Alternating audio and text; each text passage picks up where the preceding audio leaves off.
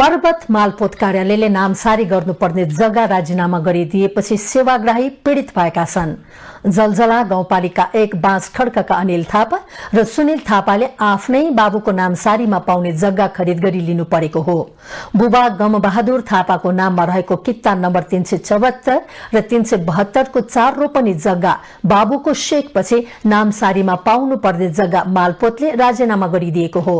1600 राजस्वमा नामसारी पाउने जग्गा मालपोतको लापरवाहीकै कारण 1.5 लाखमा लिखित पास सहित राजीनामा भएपछि आफू ठगिएको सेवाग्राहीले बताए।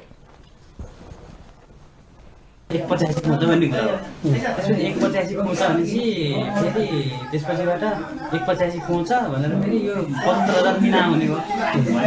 मिना हुन्छ भनेपछि हैन मिना होस् भनेर चाहिँ त्यो 75000 मिना नि भयो। अनि त्यसपछि गर्दाखेरि 75000 मिना हुँदाखेरि 1 वर्ष चाहिँ हामीले 1 दश हामीले माग गर्दाखेरि त्यसपछि चाहिँ अब चाहिँ देशमा यता उता अघिल्लो पास गर्दाखेरि 1.5 लाख दुईटा के त्यसरी भयो।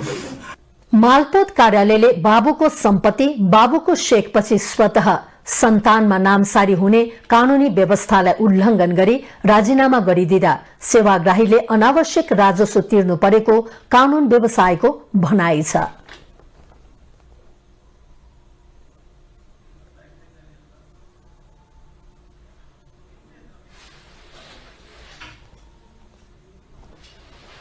पर्वत जिल्लाको मालपोत कार्यालयले अब आफ्ना ग्राहकहरूलाई मन पर्ने ढंगले शुल्क लिने गरेको छ।